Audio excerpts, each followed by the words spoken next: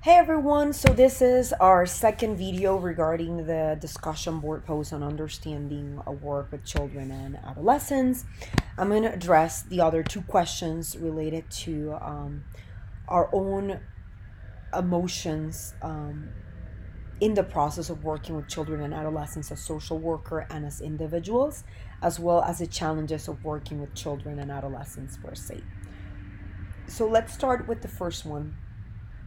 I think pretty much all of you raised the uh, challenges of working with kids in terms of being very flexible, having to have a lot of patience, having to speak at their own language, having to go at their own pace, understanding the myriad of problems that children and adolescents face, including complex family dynamics, trauma, school dropout, truancy, issues related to behavioral problems or conduct problems, um, and all those sorts of issues that come along, developmental disabilities that come along with working with children um, and adolescents, right? And I think I have to say, my experience has mostly been with children, adolescents, and families.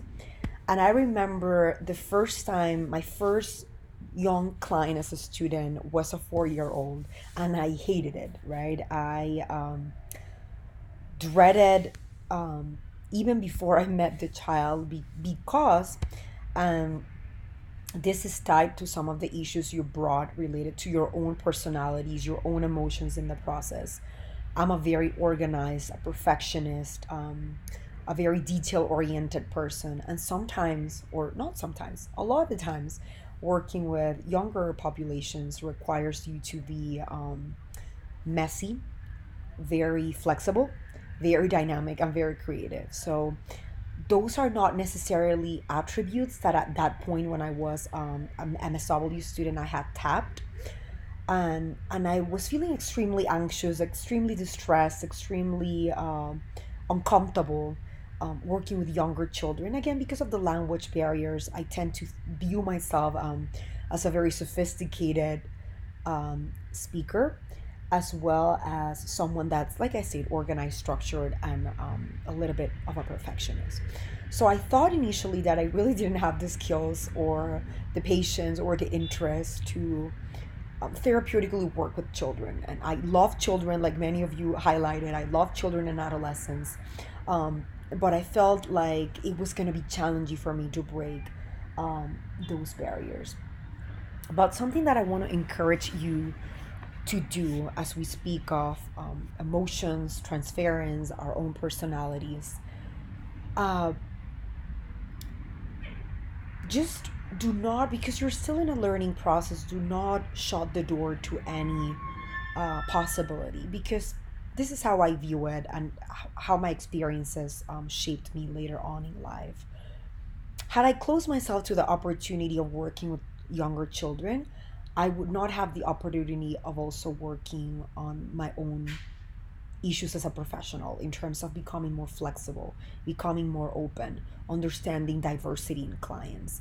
And I think working with younger kids gave me that opportunity, right, of tapping into an area of my life that I really hadn't been allowed to tap, because I also grew up with two parents that were very loving but very structured and organized and very circumspect with how they expressed emotions. So it was also transformational for me and liberating as a person and as a professional to delve into areas that were outside of my comfort zone. And the worst thing that could happen, as some of you highlighted, in the end, you may choose not to work with that population, and that is absolutely fine. But you don't know that until you give yourself the opportunity to experience what it's like working with that specific population. So sometimes it's okay to stick a little bit with uncomfortableness and those feelings of inadequacy. It's okay. Just stick with them for a little bit and try through supervision, through speaking with me, asking questions, speaking to your classmates or other friends that are in the field of social work, just voicing your feelings and your concerns. It is absolutely okay if at the end of the experience you dread working with younger kids. and adolescents, right? The same thing happens to me with geriatric population. I don't think it's a population that I'm interested in working, but it doesn't mean that I'm gonna close myself to any experiences with that a population. But it's just a matter of interest and a matter of passions and our own experiences in life, shaping the kind of population that we want to work with. So keeping in line with that, I think something that helps, probably a lot of you that have worked with kids or have kids of your own, and there is a session that will be devoted to that, that helps work with kids and adolescents, is play. Like, where I play is the universal language of younger children.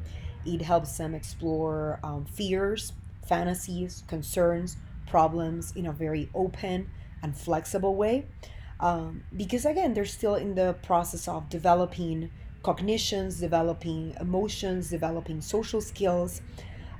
So play allows them to kind of freely engage in verbal or non-verbal communication, um, and to express what they're going through, right? And sometimes via play, you don't have to.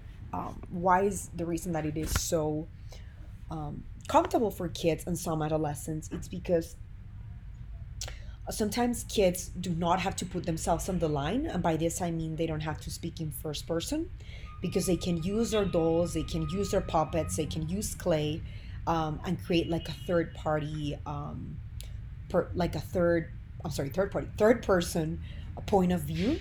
So that allows them to kind of explore a problem without actually putting themselves on the line, which can be scary for some children and adolescents. So I would encourage you to use different play dynamics. Do not limit yourself. We're going to talk more deeply about this, but you can use anything as books, clay, sand, dolls, puppets, even creative, expressive arts like dance, like painting, drawing. The sky is the limit in here. And again, it depends on the interest of the child and where the child is at developmentally. But I think that's something that also calms your anxieties when you're working with children. I don't want to get too much into it, because I want to keep that material for our discussion on play therapy. But it also helps you feel more comfortable, because play, who doesn't like to play? Play is relaxing, play is free, play is fun. You also kind of, it helps you relate better to the child because you go back to your own childhood. It is absolutely fine if you had a childhood where you didn't necessarily play a lot. That's also part of the process, right? Maybe a lot of the children that you work with don't have very positive experiences engaging in play with other people. So do not feel that just because your play hasn't been pleasant or you don't enjoy it, it doesn't mean that you cannot use that as a way to help you understand what your client is going through, right? So that's kind of like the main point that I would suggest to help you facilitate communication.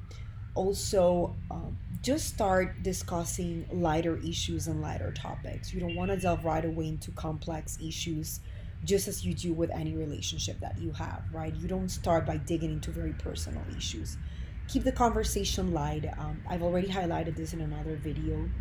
And the other aspect that I wanted to highlight, a lot of us have difficulty when with time management in sessions, and time management in sessions with children and adolescents can be particularly interesting and complex. And what do I mean by this?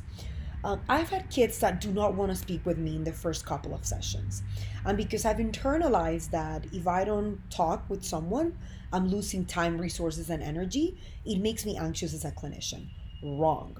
Take that away of your mind. um, Sometimes, as a lot of you have highlighted, you work in very complex settings with children with multiple traumas, multiple issues. Just think about yourself when you're trying to verbalize something in class, when you're trying to verbalize something with a clinician, for those of you who seek psychological support or support with a social worker, or with your own family members. Sometimes it's hard to put into words what we're feeling, out of fear, out of discomfort, out of insecurity, out of shame, out of guilt, whatever emotion or set of emotions there are.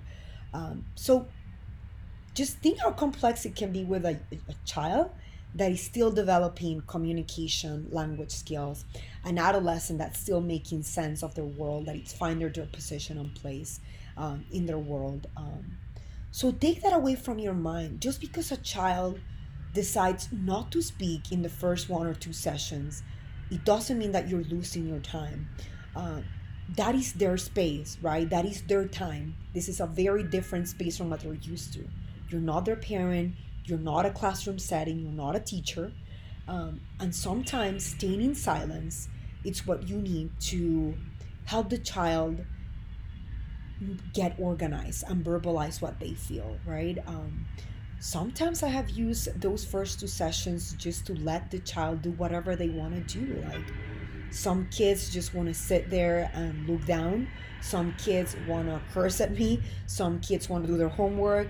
And I try, it's not that I stay quiet, I try to ask questions here and there, but I also try to remain silent. Silent is extremely powerful. I encourage you, for those of you who are a little bit more interested in this issue, reading books that are based on mindfulness principles or Buddhist principles. You don't have to follow the um, religion of Buddhism, but I think they do a very beautiful work of working with the issue of silence and feeling comfortable with silence. We're a culture that is used to speaking. We are taught that the people who speak are the people who are assertive. Um, but there's a lot to be said and learned about silence, right? Silence is what gives us the space to organize ourselves to be assertive. Is the space that we have to hear our inner self and to get prepared to voice our concerns. So just be mindful of silence and also start getting comfortable with it, because a lot of the times we don't feel comfortable, and I speak with myself. If we have like a 5 second silence, it feels like 20 minutes for us. So try to test your limits in terms of silence boundaries, and view it as a moment for you to also gather yourself and see how you're going to structure your future sessions, and as a moment for your kid and adolescent to organize themselves. So those are kind of like the points that I wanted to highlight. I hope these two videos have been helpful and instructional. If I see any new point raised in any post that is missing, I'll make a short video answering those next week. So make sure to keep asking questions, and I'll be happy to answer them. Bye bye. Take care.